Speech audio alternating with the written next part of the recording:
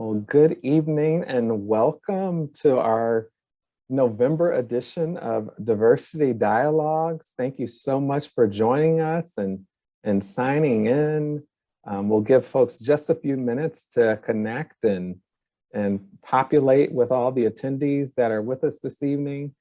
So privileged for you to join us and be in this great conversation and dialogue with Dr. Jessica Rickard, who I'll introduce in just a second as others continue to sign on.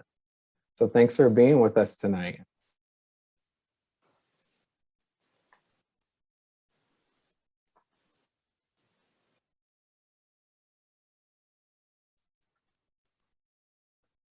So a little bit about Dr. Rickard. Dr. Jessica Rickard made history when she became the first female American Indian dentist in the country upon graduating from the University of Michigan School of Dentistry in 1975.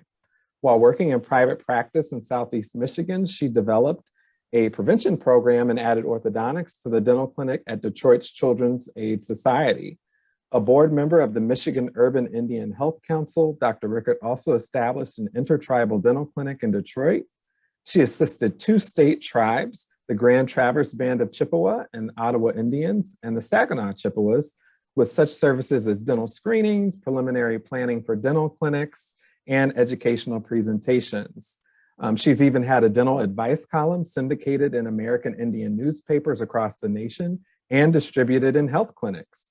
That effort earned her the American Dental Association Access Award, and she's authored a book entitled Exploring Careers in Dentistry. She's held several leadership positions within the Michigan Dental Association and served on the board of the Society of American Indian Dentists. Her efforts to recruit more Native Americans into the dental profession have included establishing scholarships as well. So I'm so excited to have with us this evening none other than Dr. Jessica Rickard. So welcome. I'm so glad to be here with you. Awesome. And I love your library behind you. I love books. So that's just a beautiful sight to see all those various books there as well. So we'll go ahead and jump in. And really, this is just very conversational. For those of us joining, if you do have questions, you can put that into the chat or the Q&A, and we'll get to those a little bit later in the session. So one of the latest frameworks, I'm Dr. Smith, by the way, Carlos Smith, the Director of Diversity, Equity, Inclusion here at VCU School of Dentistry. I also teach ethics here. So one of the latest frameworks for teaching ethics in dental education is narrative ethics, where we learn the power of storytelling. As the first female American Indian dentist, I would love for you to begin by simply sharing your story with us. Where did you grow up? What influence did your family of origin have on you and your life's choices? Well, this story actually begins about 10,000 years ago when the Potawatomi tribe lived around the southern Great Lakes. The Potawatomi called this area Mishagama-ing. That means place of the big water. Currently, these lands are called Canada, Ohio, Indiana, Illinois, Wisconsin, and Michigan. We Anishinaabe people feel honored to live here still in Mishagama-ing amongst its wondrous waters. The lakes speak to us and they tell us the story of our awesome creator. My family grew up along the Grand River and the Kalamazoo River in southwestern Michigan. I am a member of the Prairie Band Potawatomi Nation. This is my grandmother's tribe. My grandfather is a direct descendant of Ogama Wabamimi. The English translation of Ogama Wabamimi is Chief White Pigeon. The Ojibwa and Potawatomi tribes lived peaceably along the Wabamimi Creek in southwestern Michigan, but in 1827, the white settlers came to that creek. In 1828, Ogama Wabamimi walked to Detroit, a distance of about 180 miles, to go to a council fire. At that council fire, he heard hatred toward the white men grow into vengeful curses. And they determined that they would attack the white settlers at Wabamimi Creek and massacre them. So Ogama snuck away from the fire, ran all the way back to the settlement and warned the settlers and his own tribe, the Potawatomi and the Ojibwa, about the imminent attack. So they ran into the woods with a lot of supplies and stayed there, and they were saved. Ogama Wabamimi died after that long run. Legend has it that he was 30 years old. That is why the town of White Pigeon, Michigan is named after Chief White Pigeon, and he is still revered there today. But President Andrew Jackson, in a very cruel twist, in 1837, marched the Potawatomi from southwestern Michigan all the way to Kansas, to lands that were very, very different from Michigan. That is why my grandmother belonged to the Prairie Band Potawatomi Nation, which is located in Mayetta, Kansas. On that march was my fifth great-grandmother. Alongside her husband, she was pregnant with her first child. Many, many, many years later, my grandfather, Levi White Pigeon, traveled with his family to Kansas to see relatives, attend powwows, and attend weddings. There, he met my grandmother and was smitten with her and promised to come back and bring her back to Michigan. He had started working as a 10-year-old boy. So after he met my grandmother, he worked many jobs, saving all his money. Finally, he was able to go to Kansas. He rode the family horse to Kansas, married my grandmother. She rode the horse back to Michigan, and he walked back to Michigan.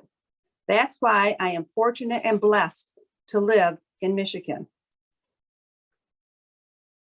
So as a member of the Prairie Band Potawatomi Nation, it is difficult to maintain those connections with my relatives in Kansas.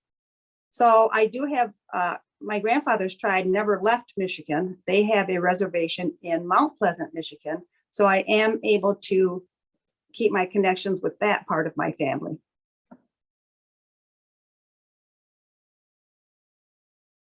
Wow, that is a riveting, I'm a history buff, so it's fascinating that you're able to trace your family back so many generations and have that specific information, particularly despite some of the real oppression and attempts to thwart you and those others of Native ancestry of that connection and of that history. So that's so fascinating. In terms of your family of origin, your parents, what kind of influence did they have on your life choices and how you grew up? Do you have siblings? Well, we had a family of 7 children and 2 adults, and my parents both went to high school. And in that day and age, that was considered quite unusual or quite educated, but they mainly worked in factories their whole lives. And my dad would often work 2 jobs. So we did not see the dentist on a regular basis when I was growing up. And my adult uncles and aunts and my grandparents, they only saw the dentist on an emergency basis. So there was a lot of extractions. And when they were finally able to have income, then they were able to get dental prosthesis. So we did not have much contact with private dentists when I was growing up. But one fortunate thing in Grand Rapids, they started fluoridating the water in Grand Rapids in the 50s. They were the first city in the country to have fluoridated water. And so I benefited from, my whole family benefited from that fluoridated water. And we did not have a high cavity rate, even though we weren't able to go to the dentist. And I'm grateful that we did have that fluoride in our water. No, that's a fascinating connection. As we continue the conversation and you brought up fluoride and some preventative measures, what was your first exposure to dentistry then? And what prompted you to pursue a dental career? Well, when I was, we lived in a suburb of Grand Rapids that's called Wyoming, Michigan. And I went to a small Class B school. And I loved math and science all the way through school. And in biology, one time we dissected a cat And I brought home the skeleton. I glued it back together as if it were walking. And my family said, oh, that's just Jessica. Just leave her alone. Later on, when I went to the pediatrician with my brothers and sisters, Dr. Veltman noticed my interest in medicine. And so he suggested I come to his office and watch the office operate as he took care of patients. And I was looking at his medical books, his anatomy books, and asking him questions. And he stepped back and he said, well, Jessica, you know what? I think maybe you could be a doctor. So I was about 12, and that was what really set in my mind that I would like to go into the medical field. So I went to my house and I started writing Dr. Rickert all over notebook paper. My family said, oh, that's just Jessica, just leave her alone. So that's what really got me interested to take at that time they called them honors courses in high school, math, science, physics, biology, all those classes like that, calculus. And then when I talked to my high school counselor and they were asking us what our interests were, and I said, I want to go into medicine and I want to be a doctor, he hesitated and he said, well, I'll tell you what, the University of Michigan has a medical school. If you can get in there, well, good luck to you. So I set my sights on going to the University of Michigan. And I was, after high school, I did go there in 1968 in the fall. I was the only student from my high school to be accepted into the University of Michigan. Then when I was there, the mini schools would have open houses. So I went to the pharmacy school and the nursing school and the medical school and the dental school and talked to people. But when I was at the dental school, I saw a dental student casting a gold crown and I was just fascinated. I just stayed the whole time that he was doing that. And then eventually he placed it on the model and started polishing it. And that really intrigued me. So I went back to the dental school a couple times and the admissions office told me what I had to do or what classes to take in order to get into dental school. So then I began taking those classes as an undergraduate. No, I think that's, such a powerful journey, right? The middle school years, and I think the literature now is finally catching up and talking about the pathways and pipelines to dental or health professions as a whole. Really, the middle school years are a prime time for exposure, and a lot of folks make those decisions in that time frame. And I think even the power of kind of envisioning yourself in that role, right? That you were writing your name along and writing even as a 12 or 13-year-old Dr. Jessica, I think that's such a powerful imagery to, even though maybe some others doubted your ability to get there, that you saw it for yourself. So I think that's really just a powerful thing to your journey, right? You're also a founder of the Native American Student Association at the University of Michigan. Could you tell us about that journey and how the organization came about and got started? Well, I arrived on the campus of the University of Michigan in the fall of 1968. And I became good friends of two Odawa Indian young men that my family had told me was at the University of Michigan. And they were both studying pharmacy. They were both going to become pharmacists. And so as we were talking, we noticed that there were fraternities and sororities and Jewish student organizations. And at that time, the Black students on campus were starting to organize. Of course, there were very few of them, but they were starting to organize and make their own student groups. And we thought, hey, why don't we have American Indian student group? So the newspaper at that time was called the Michigan Daily. And we put a notice in there, a couple notices, and said we would meet at a certain time and place in the Michigan Union. And if you're an American Indian student, come at that time. So at that time, 8 people showed up. That was including us. So that meant 5 other American Indian students showed up. So we asked them, did they have any other friends at the university that were American Indian, and would they be interested in starting an American Indian student group? And everybody said yes. So the 2 brothers approached the university, and they are the ones actually that set up the Native American Student Association at the University of Michigan and went through that process so that it became a recognized student group. So it did start out really small. When my kids went to the University of Michigan, they were able to take advantage of that group. So it turned out to be, a good thing. Back in '68, when I was 18 years old, I didn't really think too much about it. It was more, we did help each other with our studies and encourage each other, but it was a very casual type of club. Yeah, I was going to say, it seems like your life's journey has put you in all of these roles where you're the first, and you took on founding organizations and helping those things. Do you think was that by design sometimes, or was it just your experience? And so you got in there and kind of rolled up your sleeves in terms of leadership experiences and things of that nature? Well, a lot of it was the moment in history, because in 1968, many of the civil rights laws and the civil rights movement was really coming to a head. So we would, and I do have a lot of Black friends. I grew up with Black kids and everything, but we would sit around and talk and say, well, why aren't the American Indians being represented here, or the Black students, or so on and so forth? You have all these other groups that have their own building and like sororities and fraternities and everything like that. So why don't we do that? So we just were emboldened by the times.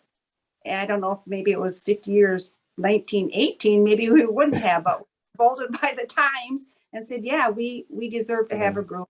And even though ours was really, really small, and that seems to be, for American Indians, it seems to always be a small group, but a vocal group. Yeah, and it's amazing how, if we fast forward to today, some of our students of various ethnicities and backgrounds are still sort of fighting those same fights, or looking for representation, or looking for role models that look like them, and starting organizations and that sort of thing. Could you tell us a little bit about what your dental school experience was like at the University of Michigan, and how that influenced your next steps? When I walked into the dental school in the fall of 1971, it was a brand new dental school building. It was attached to the National Institute of Health Research Tower. So it was as modern a building for dentistry as could have been in the whole United States.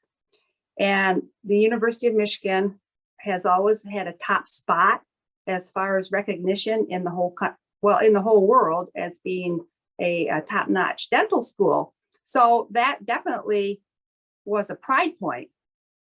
But in my class, there were over 140 white men, but 5 women, some Black students, and a number of Jewish men. And those students, the Jewish men, the Black students, and the other women, became my cohort. And they're still my friends today. The entire dental school faculty were white privileged males. We heard about a female professor.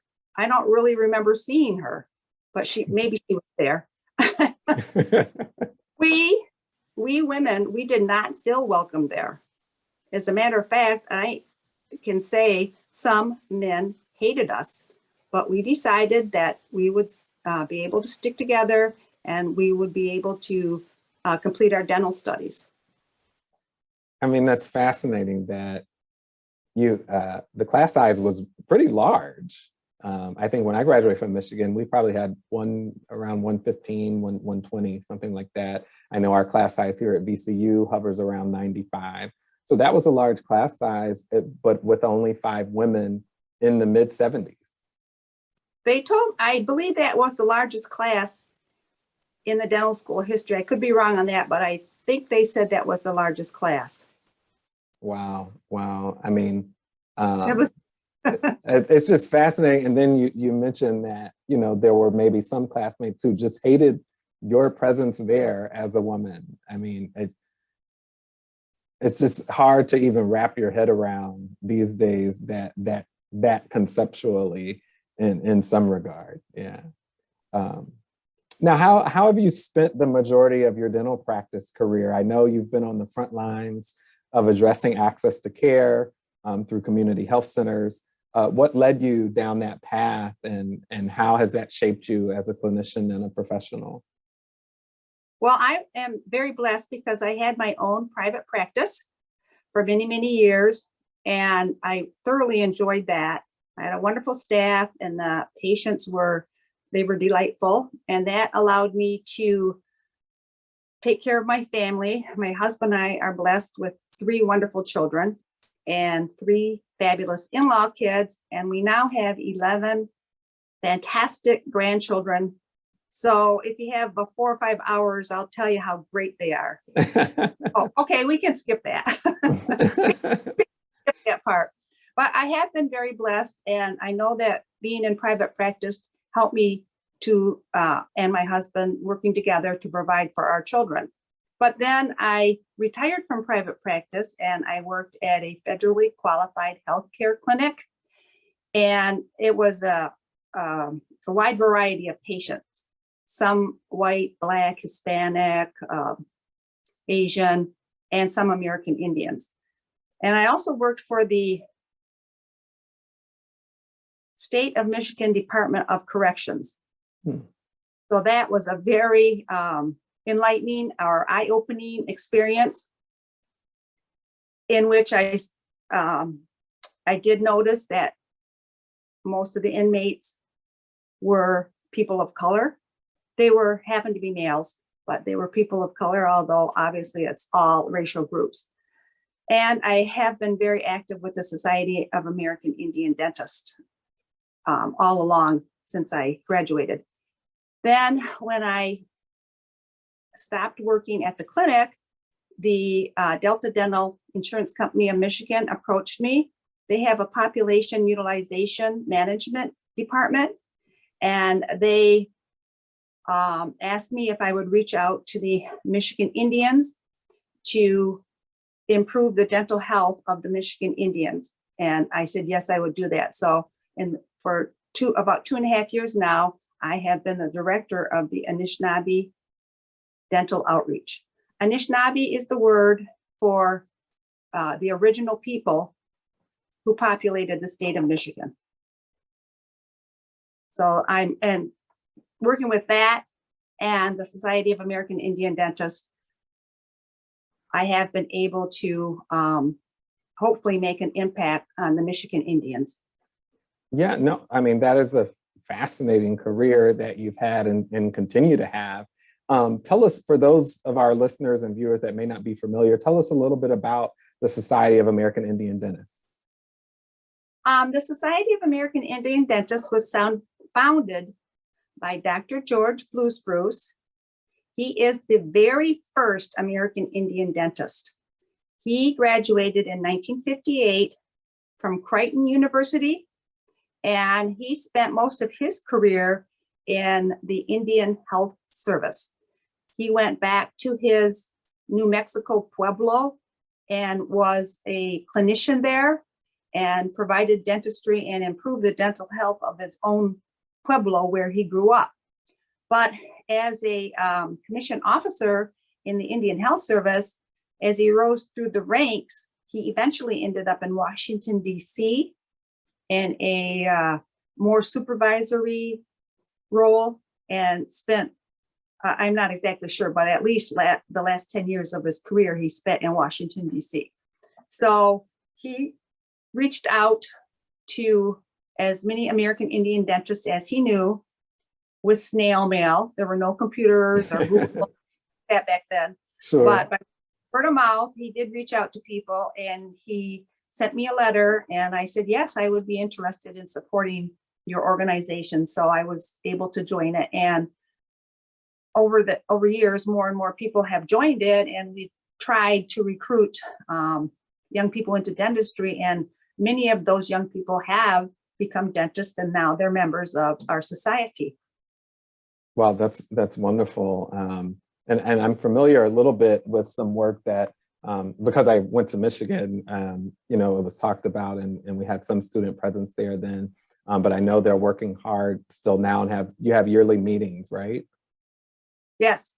Yeah. Yes, we have yearly meetings, and we have members in all the states and in Alaska and Hawaii.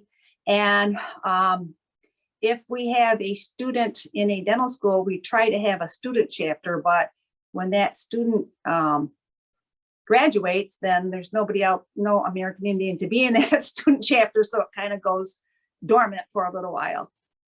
Yeah, yeah. You also mentioned in a part of your career trajectory, working with the Department of Corrections.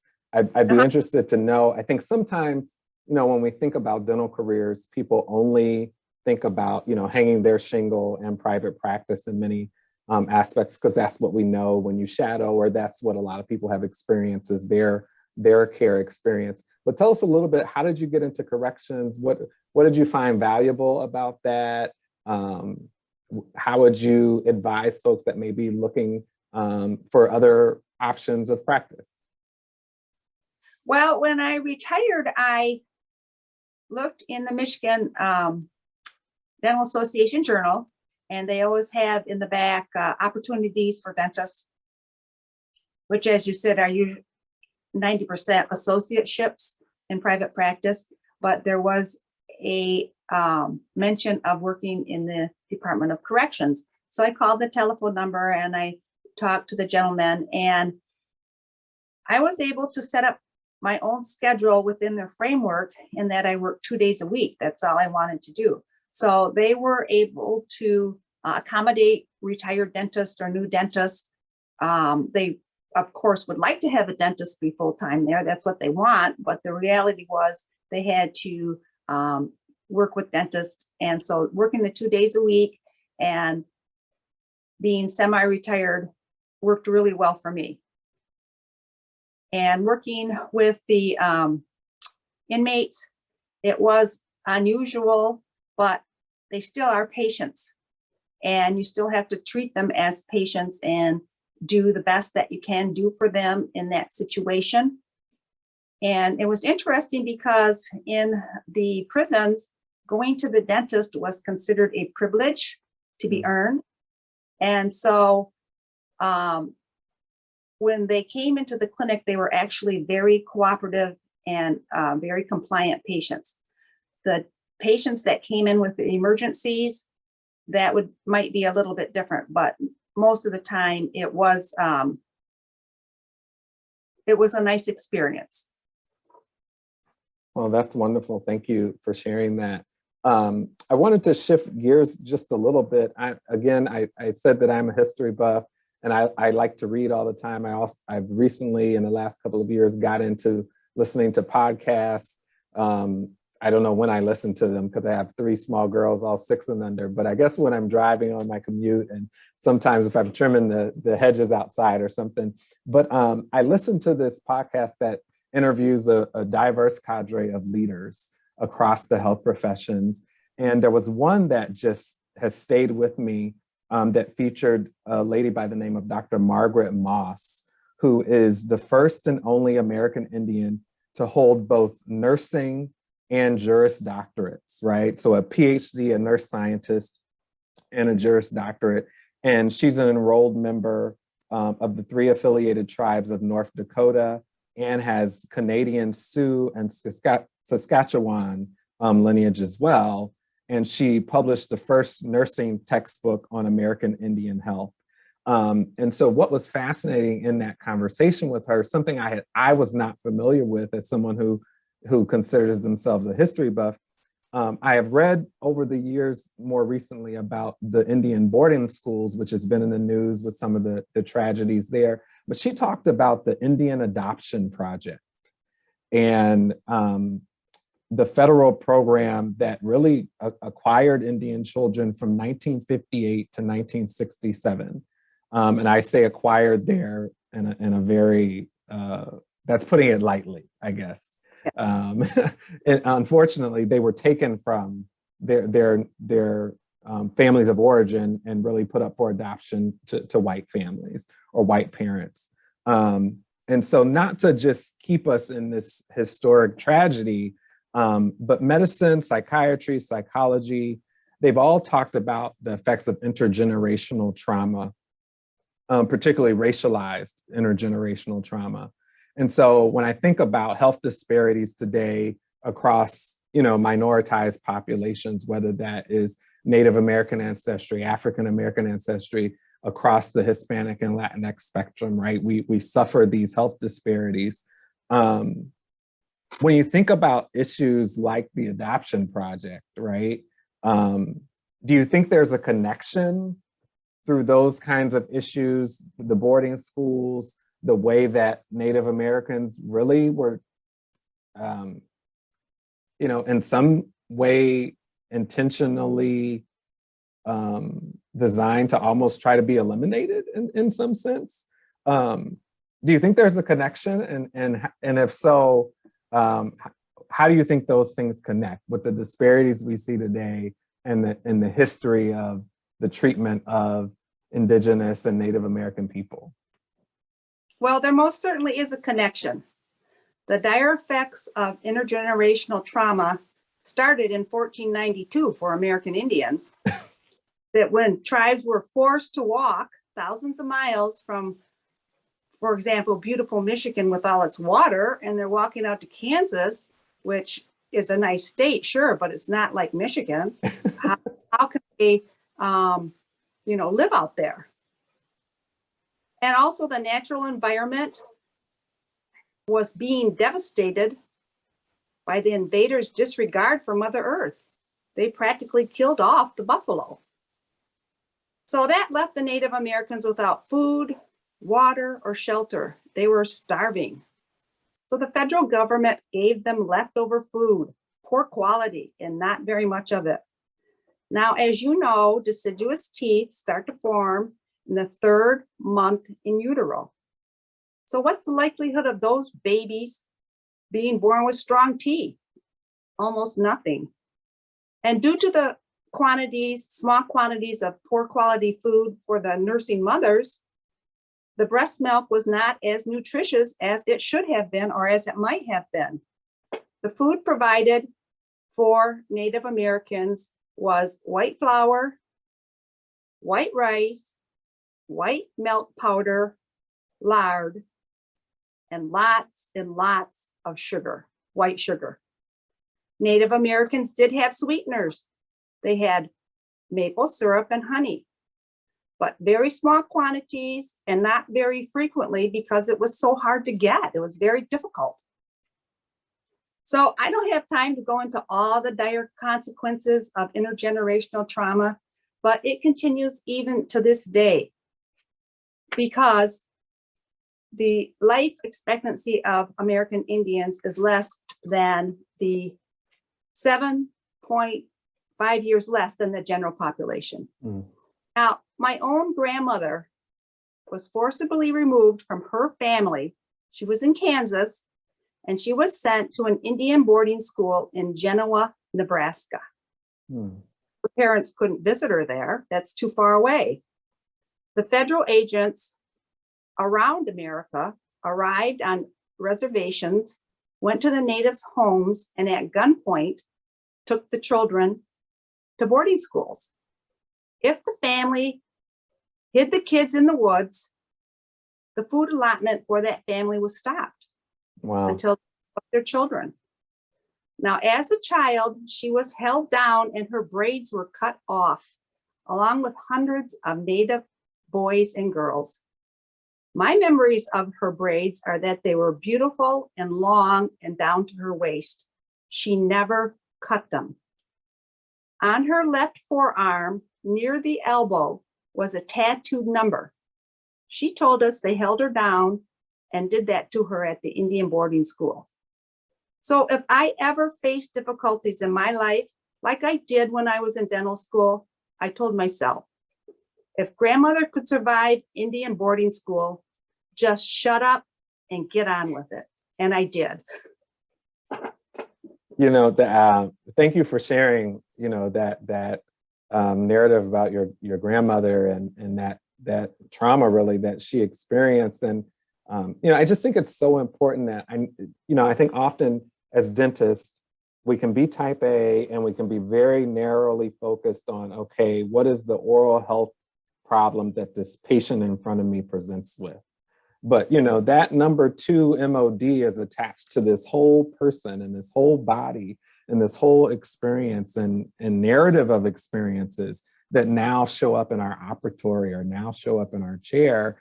And particularly, you know, with different cultural lenses and cultural perspectives, I just think it's so important that we be informed about these different narratives and how they can affect even patient treatment plan acceptance and care acceptance and understandings about that. So thank you so much for sharing that with us. The American Dental Education Association, if you look at statistics, we're finally reaching parity in terms of female dental student numbers, with about 50% of dental students being female now, rather than the 5 that were in your class of 140, 160 or so. And hopefully we're getting to active practitioner parity as well. As a woman in the profession, what would you say has been the most rewarding aspect of choosing dentistry as a career and perhaps the most challenging? Well, of course, women are as capable as anyone else to be excellent dentists. And as I said, I rejoice every day for the amazing life that dentistry has afforded me. And I want this for every young Michigan Indian student. And as you know, dentistry itself is extremely difficult and demanding. It is very complex, a complex combination of science, art, chemistry, and engineering. And it changes all the time for all of us. I've been retired for quite a few years now, and if I were to go back into the clinic, I know that I would have to take quite a few courses, continuing education, for all the changes that have taken place in the last 5 years. So it requires talent, dedication, and brain power to be an excellent dentist. But the feeling of exhilaration and accomplishment that I had at the end of a complex case, it's hard to describe. That reward is not it's not attached to money or is not attached to objects. It's attached to what is inside of you, to use the talents our Creator has given us to benefit others and to do the best job we can for everybody that we come in contact with. And I'm grateful that I had that opportunity. And most of the days were quite delightful. I had an excellent dental team working with me, and my colleagues were very supportive. And I really do appreciate that. I don't know if I understood that would be the environment I'm working in when I was young, but as I see other people's careers, they don't always have that environment. So I feel like I was very grateful to be able to become a dentist and work with my colleagues and my dental team. That's wonderful. You know, in a similar vein, we've talked about the importance of your Native ancestry and the low numbers of Native American students, and obviously then the low numbers of Native American faculty who would be role models and examples to those Native American students, particularly in representation of even the population. Even though the American Indian population is smaller, it's still not representative in the health professions. How do you think your ethnic background and race have influenced your passion for dentistry and combating health disparities and inequities? Well, right now there are about 500 American Indian and Alaska Native dentists. In order for there to be parity, there should be 3,000 of us. So we have a long way to go. Tribal youth have not considered dentistry as a goal. Asking them to go to dental school is like suggesting that they walk on the moon. Seems impossible. But when Michigan Indians see me stand in front of them, their perceptions are being changed. So I am working in Michigan, but also we have a national outreach to American Indians and Alaska Natives to consider going into dentistry. And as you said, we're trying to reach them at 12 and 13 years old so that they can take the high school classes and then the college prep classes, so they'll be ready to apply to dental school. But we have a long way to go. I remain hopeful, but I have heard that the number of Black dental students decreased last year. I don't know if that's true, but I did hear that. So that's not the direction that we want to go in. Certainly, certainly. I don't know about that specific statistic, but I know the ADA has released some statistics that showed other ethnicities growing and African American or Black being stable, not increasing at all in that trajectory, and going down in some instances in terms of active practitioners. So we do have a lot of work to do. In that vein, we're getting near the end of our time. And so I want to make sure if anyone attending or watching live today has questions, you can put that in the chat and we'll be sure to address that either in the chat or the Q&A. But I do want to just ask, what would you like your legacy to be? Well, I'm grateful that my grandmother came back to Michigan and that I live in Michigamme with its wonderful water. And I want all of us to remember what the Potawatomi say. Our people are as a great river flowing from forever to forever. The river comes from drops of water, from the hills, from the springs, from the sky. Each individual drop is insignificant, almost nothing. Yet when they all come together as a river, it cuts a path through anything in its way, even granite. Individuals like you and I, we come into this world like drops at some point, flow along as part of the river for a while, and later leave it like fog or haze. A small contribution has been made and the river goes on. And I hope to continue making a small contribution as the river goes on and the river goes on and the river goes on. Thank you. That was so profound and such a beautiful way to end our conversation and time together. The power that we all have, both individually and collectively, to keep moving and keep pushing forward. I'll give one more second to see if anyone has questions that they'd like to put in the chat or the Q&A for Dr. Rickert to take this evening. We'd be happy to address those.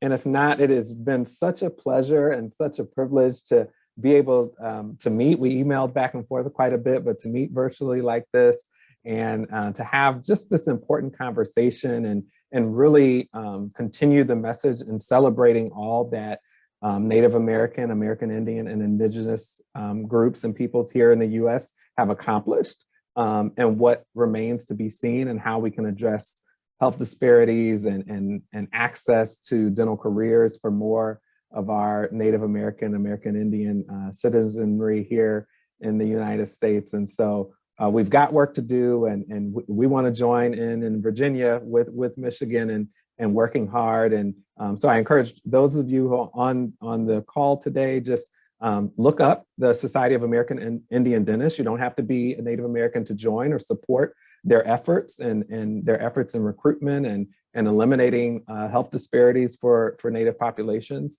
Consider the Indian Health Service as a career option. It's really profound work that you could do. And thanks for supporting us. Thanks for signing on today. And we thank again, Dr. Rickard, for joining us on Diversity Dialogues here at VCU School of Dentistry. Thank you.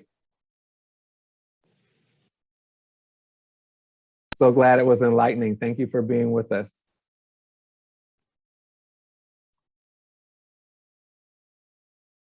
And have a good evening. Thank you very much. It's been a pleasure. Thank you.